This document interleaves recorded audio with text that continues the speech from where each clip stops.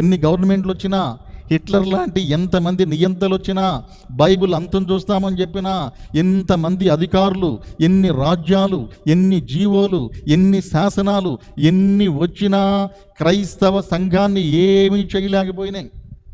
క్రైస్తవ సంఘము రోజు రోజుకి పెరుగుతానే ఉందండి.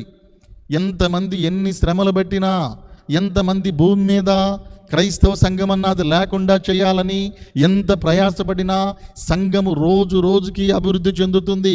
120 మందితో ప్రారంభమైన క్రైస్తవ సంఘము ఈరోజు సుమారుగా 350 కోట్ల మందితో ఉంది భూమి మీద. 120 మందితో ప్రారంభమై ఈరోజు క్రైస్తవ సంఘములో సుమారు 350 కోట్ల మంది ఉన్నారండి. సంఘం ఇంతగా డెవలప్ అయిందంటే, ఇంతగా విస్తరించిందంటే సంఘములో పరిశుద్ధాత్మ నుండి పనిచేయటం,